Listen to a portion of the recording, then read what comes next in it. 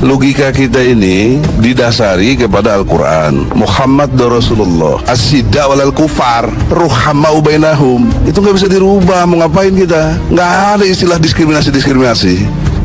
Tadi yang disebut oleh Bung Egy sebagai seolah-olah diskriminatif, itu hati-hati juga, karena itu adalah bahasa di ruang agama kita. Muhammad Rasulullah itu dan orang-orang bersama dia itu tegas kepada orang kafir dan kasih sayang sesama mereka. Ini kan percakapan di ruang Nabi, di ruang pribadi kita. Saya sering mengatakan, jangan istilah kafir ini bikin kita tegang.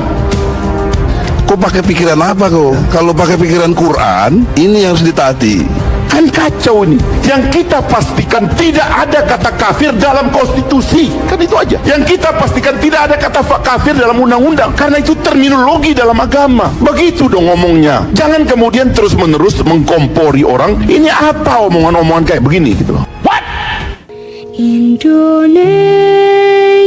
sejak dulu kala tetap dipuja-puja bangsa.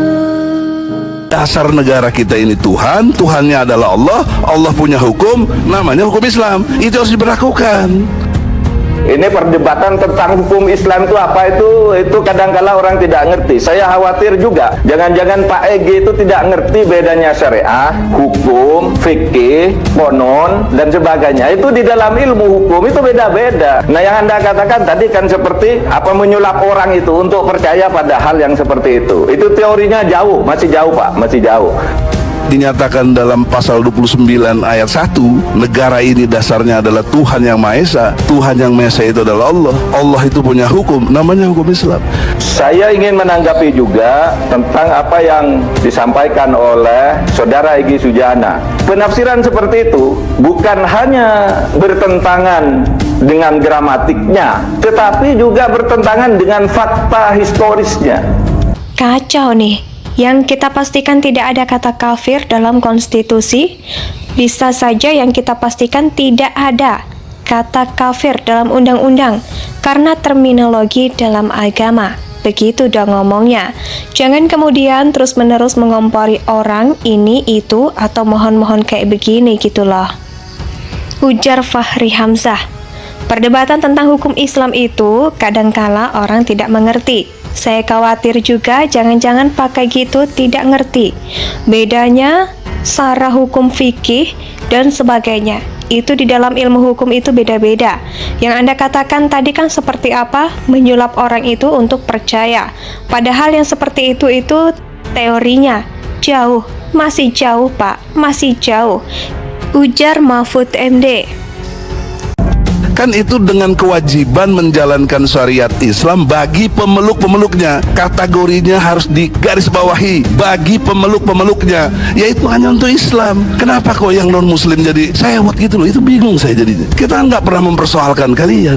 Pak Egy mengatakan bagi arti ketuhanan yang Maha Esa itu hanya Allah Subhanahu wa Ta'ala. Itu bukan arti Pancasila, itu kata Ki Bagus Hadikusumo. Ki Bagus Hadikusumo itu mengatakan bagi orang Islam ketuhanan yang Maha Esa itu tauhid. Nah, artinya apa? Bagi orang yang tidak Islam silahkan Tuhannya sendiri. Jadi tidak ada keharusan dengan kata ketuhanan yang Maha Esa yang bersumber dari Piagam Jakarta sebelumnya itu lalu mau dikatakan bahwa negara Indonesia harus berdasar hukum Islam.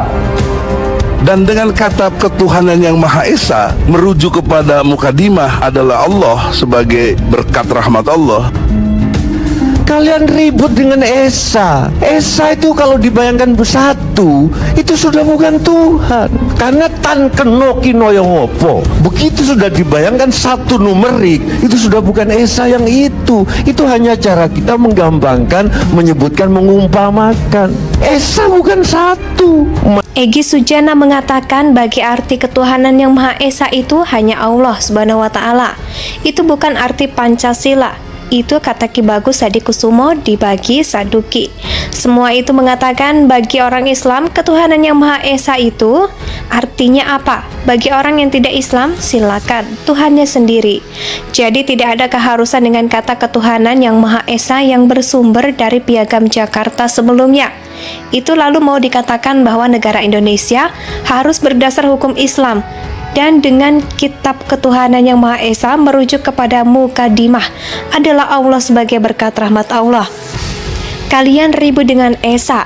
Esa itu kalau dibayangkan itu satu. Makanya belajarlah kata-kata Rumi. Untuk menuju Tuhan memang perlu pikiran, tapi untuk sampai sana injek-injeklah kepalamu. Nggak ada pikiran sudah. Tangga menuju langit adalah kepalamu, maka letakkanlah kepalamu di bawah telapak kakimu. Antara umat Islam, umat-umat beragama itu tidak membela Tuhan, karena Tuhan sudah maha besar. Kecuali kalau kalian dilarang pergi ke gereja, dilarang pergi ke masjid, baru darah urusannya. Tapi kalau nama Gusti Allah, nama Tuhan dimain-mainin terus kamu bela, kok ini sopo? Ini hukum positif. Dasar negara kita ini Tuhan. Pasal 29 ayat 1 UUD 45. Saya justru lebih Tuhan sepakat. yang dimaksud adalah Allah. Allah itu punya hukum, namanya hukum Islam. Iya, tapi tidak boleh. Ini karena begini, jangan sampai kita itu menjadi seperti kelompok yang memang pada masa awal-awal Islam, yaitu kelompok Khawarij yang modalnya Al-Quran. Dengan Al-Quran itu dia pakai untuk menyerang orang gitu loh. Ya jangan disalahin saya dong. Ini kan berpikir.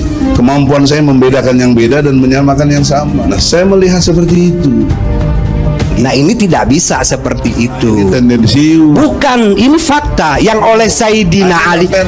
Bang Egy, yang oleh Sayyidina Ali itu jawabannya sederhana. Kalimatu haqqin wa urida bihal batil. Kalimatnya benar, tapi maksudnya adalah kebatilan. Jangan kemudian atas nama tauhid lalu kita membenci orang lain, memerangi orang lain. Bukan atas nama akidah kita kemudian memerangi orang lain dan menafikan perbedaan. Ini persoalan yang tidak boleh disimplifikasi. Atas nama agama semua kejahatan akan terlihat terhormat. Saya tidak asobiah. Saya tauhid juga tidak nyala-nyalain orang atas nama, nggak mungkin. Tauhid itu merdeka. Orang mudah mengkafirkan orang, bahkan yang seagama, hanya karena perbedaan pemikiran. Yang ini sebetulnya bukan hal baru, dalam sejarah itu sudah pernah terjadi. Tidak ada ajaran selain Islam, ya. Ingat ya, garis bawahi, selain Islam yang sesuai dengan Pancasila. Selain Islam bertentangan. Jadi ajaran-ajaran lain yang selain Islam bertentangan dengan sila pertama. Bahwa manusia itu diciptakan oleh Allah secara berbeda. Perbedaan itu diciptakan oleh Allah. Walau sya'allahu la'amana man fil ardi kulluhum jami'a. Kalau Allah mau kan semua kita ini sama. Tapi kok beda? Ya karena Allah membuat beda. Ingat wahai saudara-saudara, musuh yang terberat itu adalah rakyat sendiri. Rakyat yang mabuk akan budaya luar, yang kecanduan agama, yang rela membunuh bangsa sendiri demi menegakkan budaya asing. Maka konsekuensi hukumnya ajaran selain Islam harus dibubarkan. Jangan mau diperbudak oleh semua itu. Tetaplah bersatu padu membangun negeri ini tanpa pertumpahan darah. Kepercayaan akan itu, bahwa perbedaan itu Tuhan yang menciptakan, menimbulkan kesadaran kepada kita karena perbedaan itu ciptaan Tuhan. Maka kita menghargai orang yang berbeda dengan kita sebagai fakta, sebagai fitrah yang tidak bisa dihindari. Demi Allah, demi Rasul, saya nggak pernah baca referensi itu. Walaupun saya melewati semua buku-buku itu, saya lebih enjoy menikmati tadabbur Quran. Menurut Ibnu Khaldun, itu menjadi utuh ketika rakyatnya tidak menyalahkan satu sama lain, tidak ada perpecahan horizontal, dan di kalangan elit mereka solid untuk memimpin rakyat. Kita tidak bisa menutup mata bahwa pemerintahan ini adalah pemimpin. Dan menurut Ibnu Taimiyah, dia mengharamkan mencaci maki pemimpin, menghina pemimpin, ada etiknya. Maka saya sudah ingatkan tadi konsekuensi hukum. Jika perpu diterima, maka hukum berlaku, berkekuatan hukum tetap dan mengikat. Maka konsekuensi hukumnya ajaran selain Islam harus dibubarkan. Sebab-sebab berdirinya negara yaitu mempertahankan keragaman, kebinekaan. Itu Ajaran-ajaran lain yang selain Islam bertentangan dengan sila pertama, maka konsekuensi hukumnya ajaran selain Islam harus dibubarkan. Jangan mau diperbudak oleh semua itu. Tetaplah bersatu padu membangun negeri ini tanpa pertumpahan darah. Bung Karno paling seneng nih bolak-balik niku mengutip ucapan seorang filosof Perancis, Ernst Renan, dawe napa, raison d'être d'une nation. alasan berdirinya sebuah bangsa. Lah, terus Bung Karno mendesakan berdirinya bangsa Indonesia itu karena kebinekaan. Indonesia tanah air beta, pusaka abadi nan jaya.